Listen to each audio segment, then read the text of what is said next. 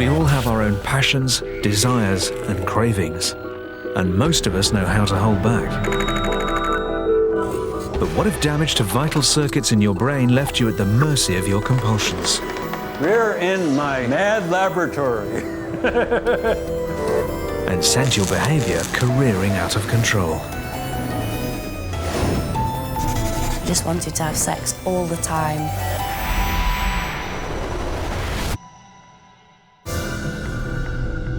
You're about to meet 3 people for whom a sudden injury to the brain has left their lives ruled by a single and all-consuming obsession. What makes a respectable chiropractor abandon his career to a life of artistic mania? I crawl out of bed, I take the bus to my studio, and I draw all day. Next day, repeat as necessary, which is every day. How can a lightning strike leave a successful surgeon overwhelmed by a mysterious force beyond his control? The music was haunting. It really wouldn't leave me alone. And why would a normal wife and mother change overnight into a woman with just one thing on her mind? Oh, I think if I lived on my own, I'd end up being a prostitute, to be honest. Some of these compulsions, they can be very disabling. They stop earning, they give up their job, they may lose interest in their family, so it can actually destroy a person's life.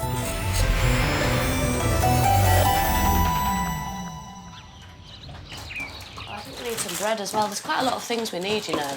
Heather Howland lives with her husband Andy in ordinary suburbia, but they have a far from ordinary marriage. I mean, I love him dearly, but I just seem to keep having these incidents with other blokes. The last 2 years, I've just been on a man party, I think.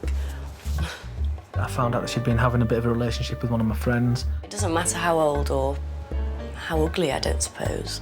Oh dear, this sounds awful. I'll ring you tomorrow because he'll be out tomorrow night.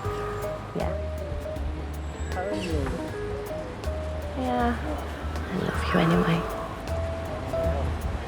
No, I better go. I've seen her trying to get off with a guy who was in his 70s. I've seen her with, this guy who she used to go to school with, and he was quite overweight. It doesn't matter. It doesn't seem to matter what the person looks like or where they're from or what kind of social background is. Behave. Of course, I always do, darling. Heather has a sex drive she simply can't control. Even a trip to the shops can prove potentially disastrous. In January last year, she went down to the shop and she met a guy on the way down. She didn't come back for a while and, eventually came back in with shopping, and she'd actually been off and she'd had sex with him in a car. In fact, in the last 3 years, Heather's had inappropriate relationships with an estimated 50 men. Right, I'm going to go out and have a look for Heather now because she's been long enough.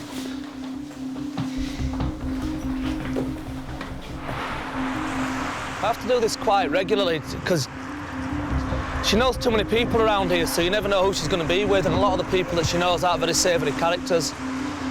So she'll stop and chat to anybody, unfortunately. I'm going to check at this shop down here first, see if she's down here. Luke, come here. When it happens to me, it just takes over my whole thought pattern, and it's all-consuming, and it's an urge and a drive which I'm almost have to follow. Look, wait there. Hello? I love that's more than what you were going to get. I know. Can you hold that, please? I can. Today, Andy's fears may have come to nothing, but he still feels unable to let Heather out of his sight. When I saw him today coming round the corner to Summerfield with a dog, I thought, oh God, here we go again. Because often you do turn up and you're like raging and steam's coming out of your ears. And Yeah, because you're generally with some bloke or you're in the pub. I wasn't in the pub today. No, that's why I wasn't raging, because when you're out and about, you tend to do things which people in a normal marriage wouldn't do. Yeah, but I do.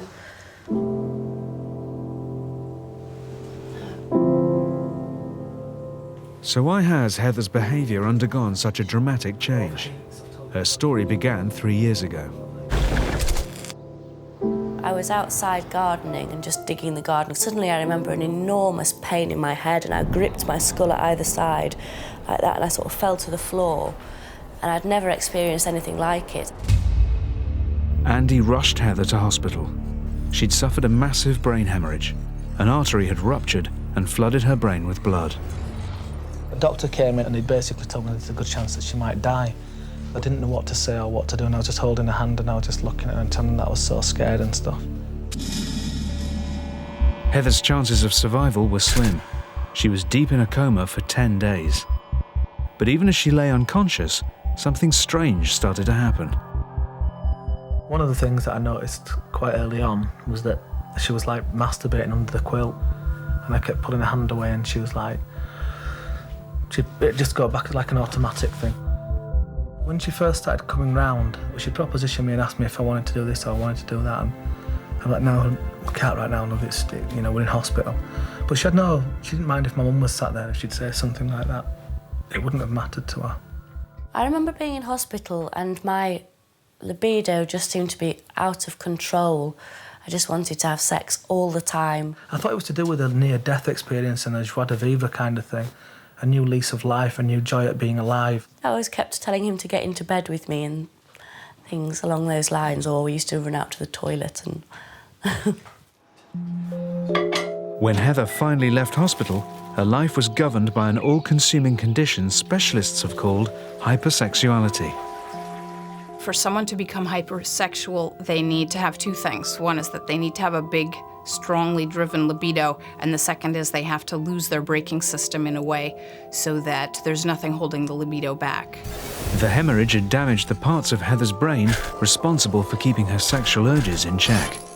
Everything needs a braking system. Everything needs some sort of control. And when there's none, it's usually a disaster. When I'm actually having an encounter with a man, I think that I'm really, really enjoying it, really enjoying myself. And then it's not until I get home that it often comes back to me and I think, oh, God, what have you done? Heather's condition has left her marriage on a knife edge. That's a nice one. I was so devoted to Andy.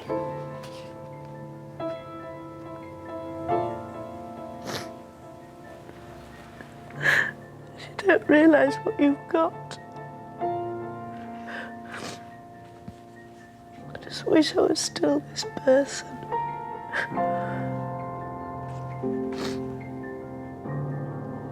Desperate for help, Heather and Andy are heading to Boston in the US to meet an expert on the neurology of compulsion. They're hoping it could help Heather learn to control her behaviour and save their 15-year marriage. Going out to Boston is very important to us now. It's become very important. We need this extra input now because everywhere else is sort of drying up, and it has done slowly from when she came out of hospital. Trying to regain the control, or being able to regain the control, will be good. Come along then. Can you pass my makeup box, please? Yep. But the brain's braking system doesn't just keep our sexual urges in check. 3,000 miles away, a one-time successful chiropractor is battling a very different compulsion. They're like, this guy's whacked. Yes, I'm whacked. Yes, so?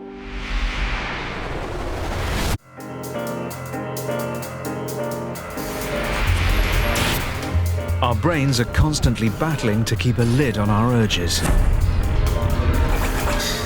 But when the brain's delicate braking system fails, a whole new personality can be unleashed. And you can take on a life you'd never have imagined. I like sketching in New York a lot. I like sketching anywhere, to tell you the truth, but hey, if you gotta sketch someplace, New York City ain't bad.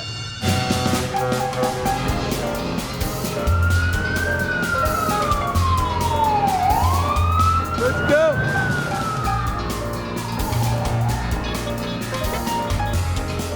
My name is John Sarkin.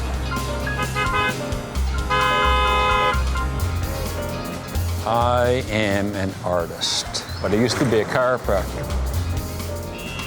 19 years ago, John ran a thriving practice, but now he sees life a little differently. You get 10,000 people and you give them pads and you put them right here and you ask them to draw something. Not too many people are going to draw a picture like this.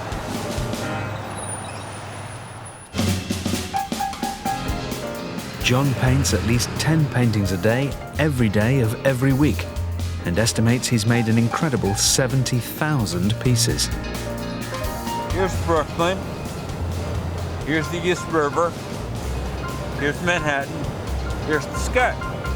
It's a good place to come and draw. But what would turn a successful family man into someone with the burning compulsion to paint and draw endlessly?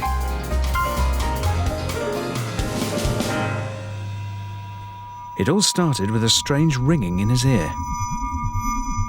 To correct the ringing in the ear, I had neurosurgery where I went to Pittsburgh, Pennsylvania, and this neurosurgeon drilled a hole in my head and put a piece of Teflon in between the blood vessel that was twanging that nerve of hearing and the nerve. The operation should have been straightforward, but there were complications. John suffered a massive stroke and emerged from his coma a changed man. When I was still in the hospital after the stroke, they had an art therapy group, you know, and I went to the art therapy group, and I remember they had like paint, and I was just like,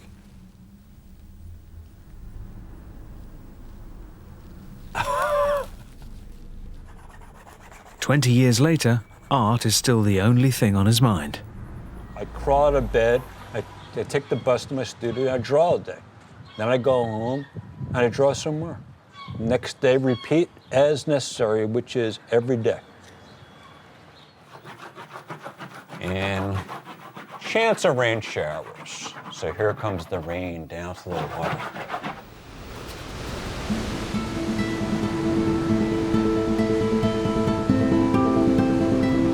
This is an indication of how compelled I am to draw. If I'm at the beach and there's nothing to if I don't have any paper, I'll take a stick or a sharp piece of glass or something, and I'll just start drawing on a rock.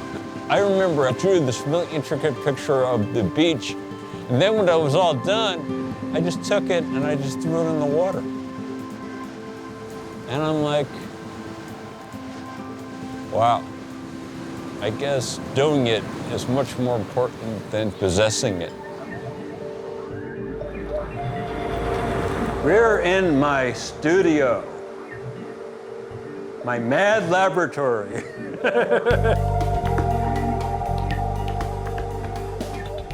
This blank canvas here won't let me go. Every time I see it, it's like it says to me, give me something.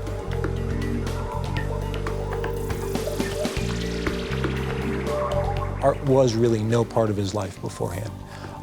This really came out of left field, Chris Fantini met John when they were both studying to become chiropractors. He's now leading a life that could have been John's. This is a different man from a different world. He was a movie star, handsome kind of guy. You know, his interests and his aspirations were those of a young, up-and-coming professional. He wanted to develop a busy practice, which he did. He wanted to be financially successful in life and really pursue the things that most people want to pursue. Do you think the art's been a gift? Yeah, some gift.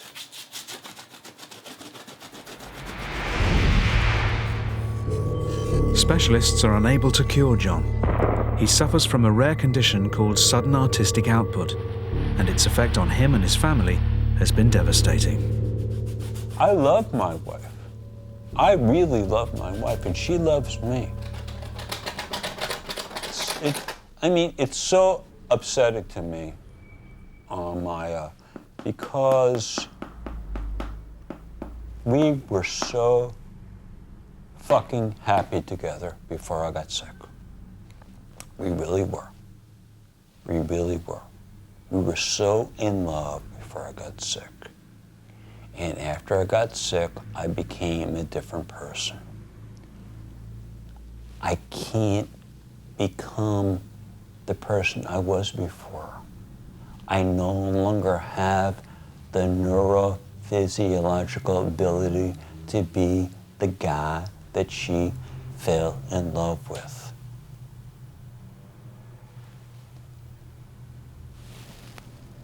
What am I going to do? You know what I'm going to do? This.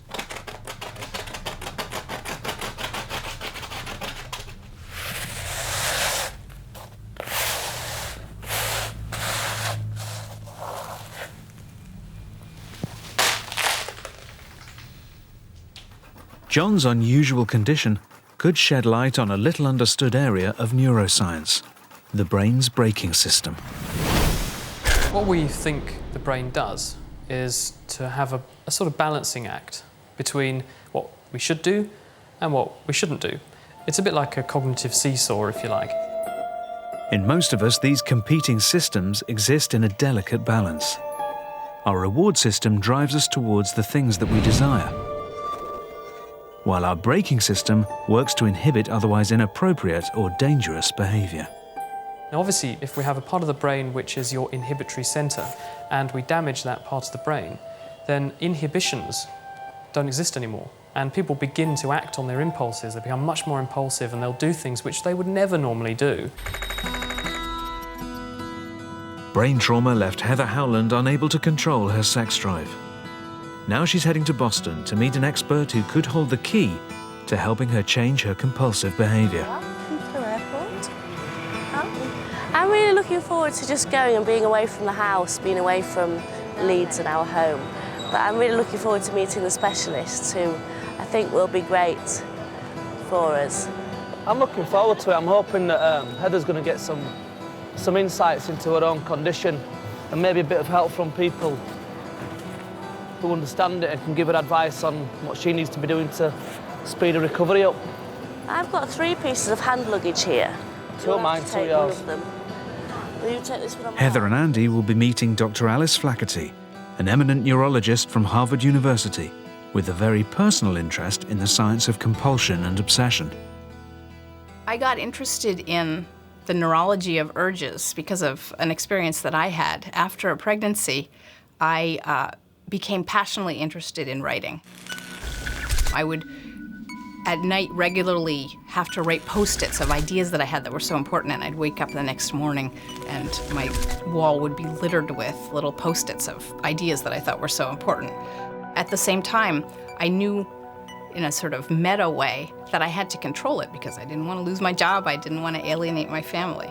And that experience made me take much more seriously many phenomena in my patients that I had before just dismissed as not really being relevant to a neurologist. Okay, Bumbus.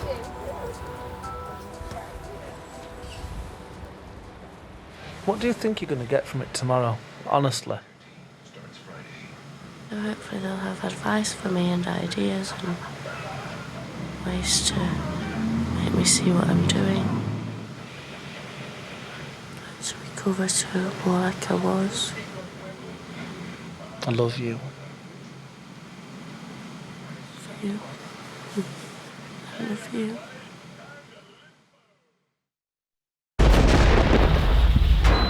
Obsession can be unleashed in the most unexpected ways.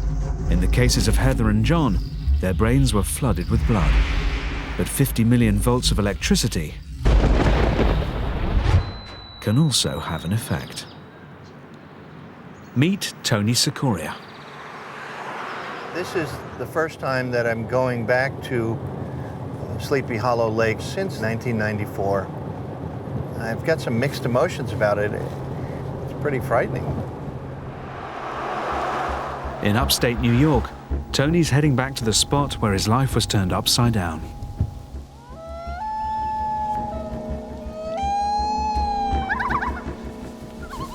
Yeah. I remember we were out here barbecuing,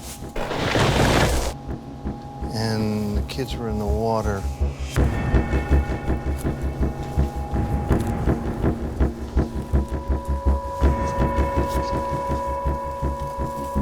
I was on that phone.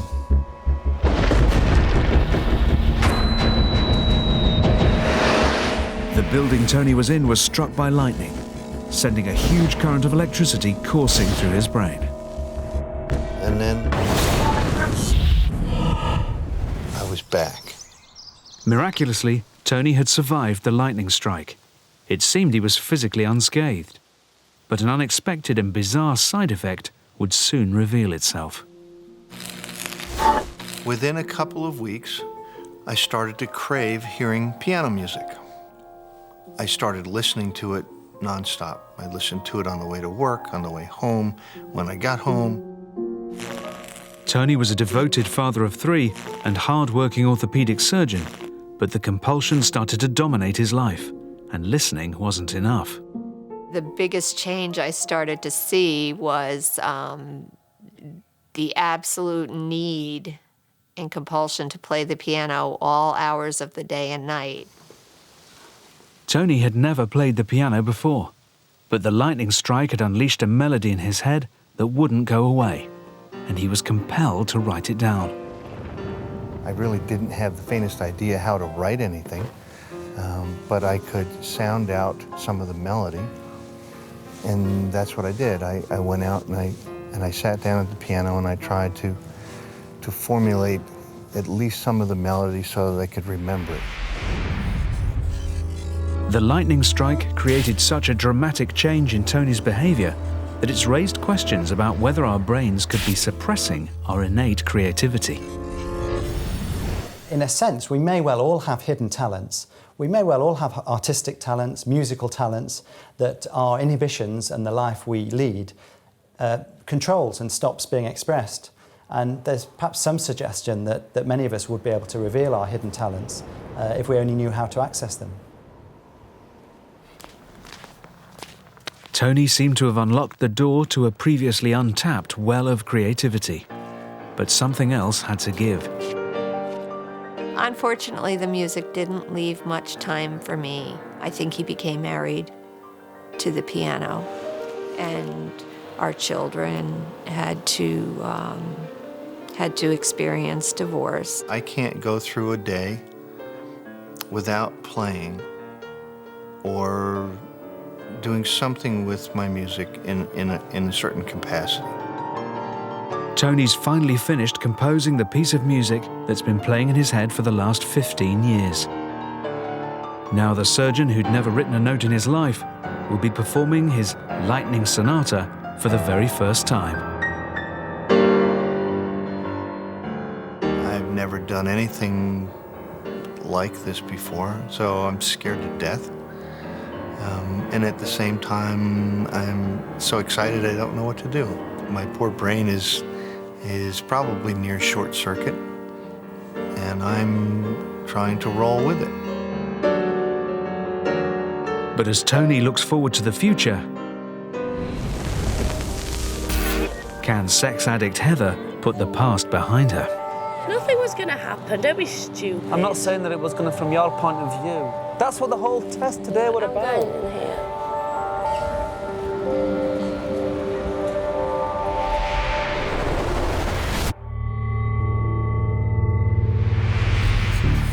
Our brains govern everything we do. But if we lose the ability to control our desires and urges, we can find ourselves at the mercy of a mind out of control. Since his stroke 20 years ago, John Sarkin can't stop painting. Once a successful chiropractor running his own business, since the age of 36, his life has revolved around one thing. I have a strong background noise all the time of being really, really upset about what happened to me. But I distract myself from that by drawing. It's a seascape. And now I'm making a wave, or I'm making like the ocean angry. John's condition, sudden artistic output, is extremely rare. But across the Atlantic, he's about to come face to face with his mirror image. Liverpudlian Tommy McHugh is one of the few people in the world also diagnosed with the condition. We're exploring the brain in different ways. We're exploring it and the chasms and caverns and mysteries and enigmas that you see in the work that we create. For people to understand that, they've got to have some kind of brain like me and John. Tommy and John have corresponded for years. Now John's coming to England to meet his friend for the first time. Tommy said that I'm the only guy that really understands him. That makes me want to meet someone. Wouldn't you want to hang out with that person? Yeah. Oh, thanks very much for coming over. Give me some love. How are you doing? Good. Was it a good journey? What? Oh, it was great. It was great. It was great. It was great. It was great. Had a good Great night. flight. It's unstoppable, isn't it, John? The age that we and you have got, it's like a tap turned on. You never stop. No, never ever stops. Because I get enough. Like John, Tommy's condition's the result of a brain hemorrhage. But in his case, the circumstances were unusual, to say the least. Just tell me what happened to you. Strange, John. I was working at the time, but this particular morning I was just getting ready to go to work. I was up a bit early and I got in the bathroom reading the paper on the toilet and my mate banging on the door, and I didn't want to wake up the neighbours, so I forced myself having a number 2, which caused pain to shoot up the left side of my body. It hit the top of my head and exploded like a gun, and I hit the deck, John, and then I wanted to get my trousers up and keep myself clean, so I stood up again. Finally got my trousers and that up, and the right-hand side exploded. I don't think they expected me to survive it, John, but here I am. I survived, and it's been a fantastic 7 years experience, John. Tommy had also never painted before, but when he emerged from hospital, he found he couldn't stop. Hello, John. Come into the parlour, set the spider to the fly. Get in here. Nice pet. Well, I like it like this, Like John. that table. I'll paint anything, and the carpet. What? And the carpet. I've stuck all these to the ceilings. Very cool. See in here, John, I see scenes inside, you know, like you can have a little scene going in. This is a lot of work. I like it, John. It's the only thing that... It's like inside my brain. I'm inside and I'm trying to walk around it. It's even attacking the carpet by the telly, you know. Yeah, this is a lot of work.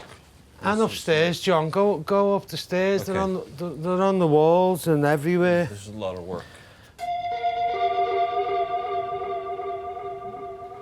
Look, this is the one you first sent me. It's a comic book thing. A mongoose Was saying killed the snake, but the mongoose's DNA combined with this guy. Yeah. And he was saying, holy shoot. When we read along here, the mutant's DNA combined with his DNA, and the result was a chemical that could be activated by air and shake. It was Hare Krishna, wasn't it? Very good. That's That was right. the reverse. That's right. Very good. Most people would be like, that means nothing. He really gets my work. That's very, very... Think about it. He really gets my work. He really likes my work. He's a fan of my work. That's really cool. I'm crazy enough to make stuff like that, but you're crazy enough to look at it and figure out what it means. I'm not insane. I feel sorry for you. I feel sorry for you, Tommy. I just see things so rapidly fast in the brain, and I see so many pictures. There's so many trillions of them, John, that they're just unstoppable. Everything he says, I'm thinking like, I think that. I don't know anybody who thinks that. I think that, you know? If I didn't have a wife and kids, my house would look like this. I can't believe that I'm this way too.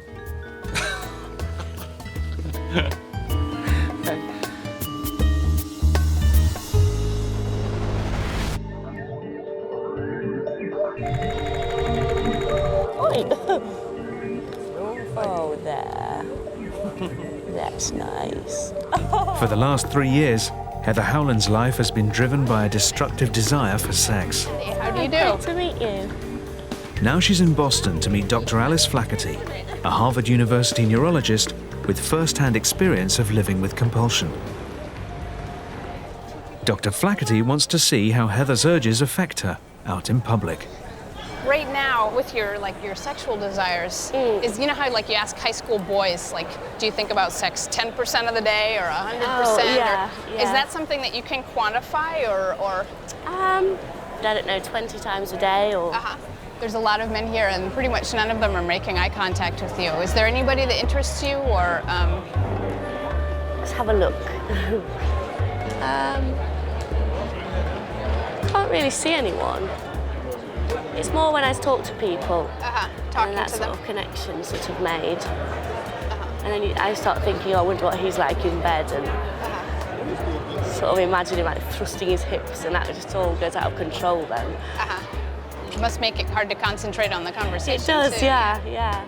It does. That's why it often leads to sex, and then I think, oh no. Yeah. I think a lot of people, when they hear about your story, they're like, oh my God, that's such risky behavior. I never ever think of the risk involved.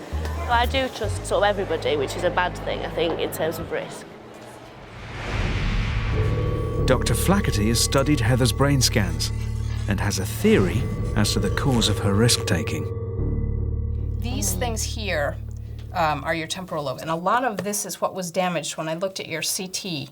This is where the aneurysm, the blood squirted out and hit this the most. Right. It appears to me that it went up and into the temporal lobe, causing damage here and also causing damage to the hypothalamus, which is down in there, and right in the center of the brain. Right up at the front of it is this thing called the amygdala. It's very important for fear. And I think you're more fearless. Talking about, you're more fearless. isn't it? You're able to approach things and do things that you wouldn't before. Yeah. And when the amygdala is not working, people are much more likely to take risks. They'll approach strangers. You see this even in monkeys who've had amygdala damage. They're kind of fearless. They'll put anything in their mouth because they're not afraid. Usually, If Heather's ability to assess risk is damaged, she's more likely to get into situations where she can act on her sexual urges. I know it's quite so much. well, I feel like this is just the preliminary work, but sometimes it's a start, you know. Dr. Flaherty can't stop Heather from having these urges, but she might be able to help her recognize when a situation is dangerous. One of the brain's key tools in assessing risk is recognizing emotions and intentions in other people's faces. If we lose this innate ability, the results can be disastrous. To test whether Heather's still able to do this, Dr. Flaherty has arranged for her to meet Dr. Nancy Etkoff, a leading expert on the neurological nature of sexual attraction. I just want you to look at the faces and tell me what kind of expression. Like, what, is he neutral? Is he sad? Is he angry? That one I'd say pretty neutral. Neutral, I'd say again. Neutral, good. Neutral. Neutral, I'd say. Okay. In milliseconds, you can look at a face and say friend or foe. I can say anything to you at all, but my face will often reveal more what I feel. And have some just preliminary information for you. We found that for some of the facial expressions, particularly some of the more negative expressions, were a little hard for you. In a sense, it seems as though you may be a bit more fearless since your brain injury.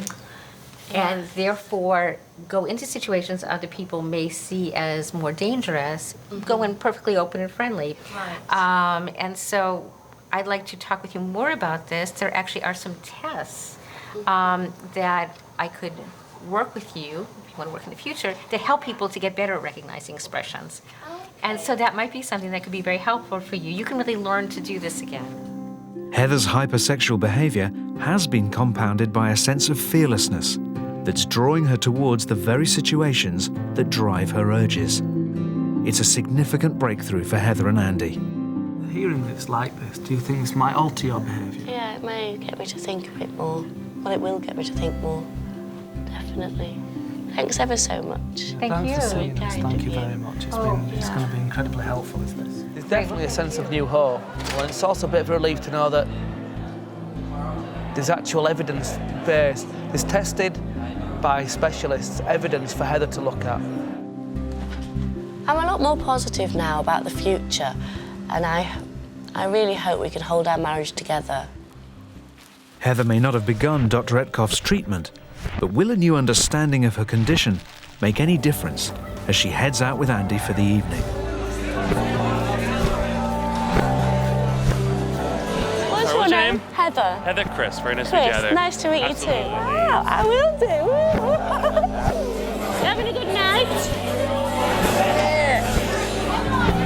Right, do me a favour. After toilet, don't speak to anybody else, please. I love this song! Have you got any cigarettes? Do you smoke? Unfortunately, I do when I drink. Would you like one? Oh, yeah. Would you mind? I only said about 3 words.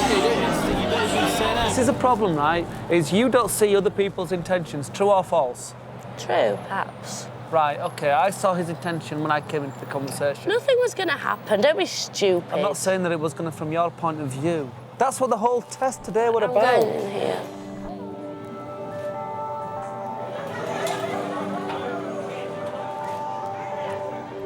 Heather still has a long way to go before she can find a way to control her urges.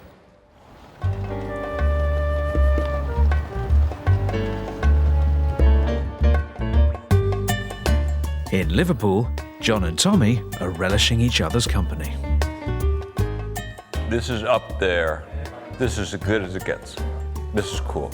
Tonight sees the grand opening of an exhibition of their work at one of Liverpool's leading galleries. Now they're painting together for the very first time. If other people look at it and they're like, this guy's whacked. Yes, I'm whacked. Yes, so? I'm happily whacked.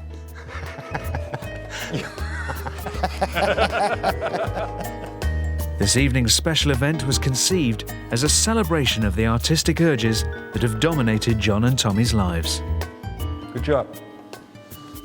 Yeah, and I enjoyed it. Looks good though, John. But have the last few days changed the way John feels? The mental state that my stroke has put me into, on one level, is tremendously isolating. To meet somebody who's like-minded is really comforting. John has encouraged me and left me not feeling alone. I've got support from John. He's in my heart and mind. He's my brother. I've got a rainbow of happiness coming from every part of my brain, whatever it is. It's very immediate, isn't it? You can see he's just done it. He's not planned it, he's not worked at it for a long time, but still it has a very attractive visual impact. People look at my art and they like it or they're impressed by it. That's important to me. At the same time, it's rough because I'm realizing that I'm not that different than Tommy. That's unsettling, but that's okay. Happy? Yes, we're all happy. This is great. This was really fun. Despite a good day with the specialists, Heather and Andy's last night in Boston ended abruptly when Andy accused Heather of talking to too many men. I found it a bit hard to put into practice what Nancy told me, I think. You need still not taking on board the fact that I find it uncomfortable. And as my wife, you should take that on board a little bit and sort of think, do you know what, Andy finds it uncomfortable, maybe I'll step back a bit from that. But you don't, you just think, fuck him, I'm going to carry on anyway. She said to you that you might not read things properly, and I get uncomfortable, and I said to you that I'm uncomfortable talking to these guys. You still go ahead and do it. Well, I enjoyed myself. I know. But the real test for Heather and Andy will come when they return to their lives in the UK.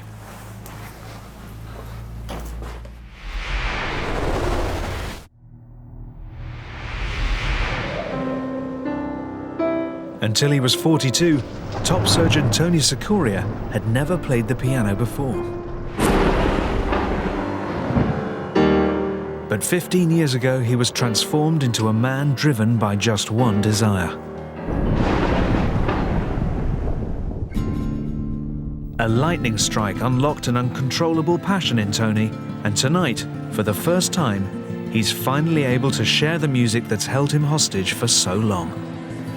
This is probably the single most important night in my life. It's right up there with birth of my kids.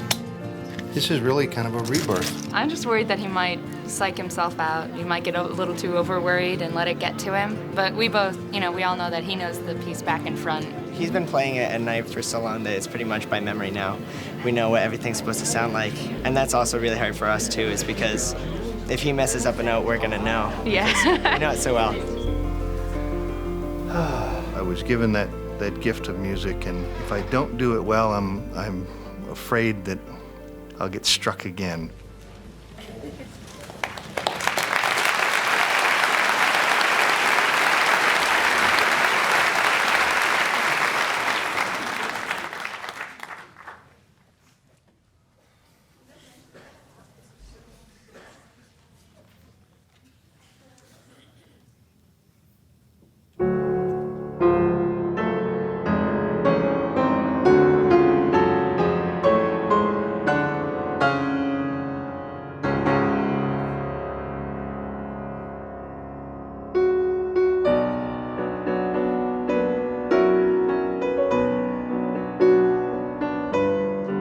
One moment in time changed Heather, John, and Tony's lives forever.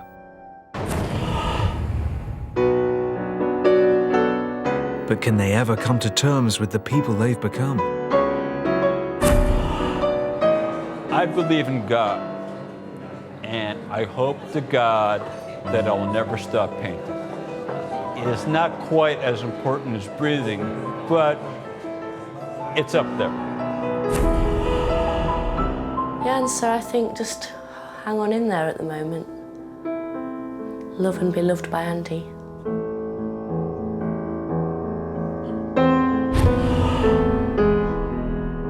It's a force of nature, and when that's directed at something good and productive, those people can make amazing progress. When it's directed at something bad, it can just be terrible.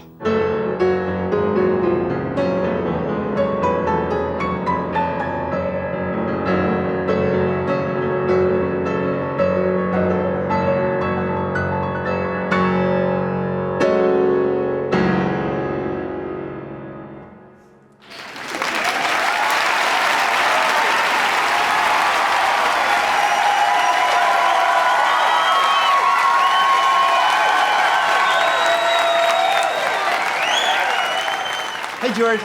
Good job. I just thought it would be like another day in the piano room, Dad playing away, but it really was profoundly emotional. Good job. Good job. We all contributed to the work of him getting where he is in our own way, and I feel like, in a way, it was all of our concert tonight. Hey there, Sarah. I think that this is probably who I was always supposed to be. I'm certainly more of the person now than ever any other time in my life. I'm the person that I feel comfortable being. My insides feel like Mexican jumping beans. While Tony's embraced the compulsion that's taken over his life, Heather's obsession has pushed her marriage to the very edge. It's been 3 weeks since she arrived back with husband Andy from Boston. Having come back from Boston, I feel more positive about the way forward. I think it has made me more cautious in life, and I'm sort of looking more closely at people to see what their reaction is to me. The biggest effect that we've had is Heather now is willing to listen because she understands that she's not recognising situations, she's not reading them properly. I don't think my sexual urges will go away on their own. I think it's more a matter of me having to learn to recognise when things are going that way and to be able to control them. People ask me about whether or not I should forgive you for it and stuff like that, and for me it's not even a matter of, I don't really have to. It's more important that you forgive yourself.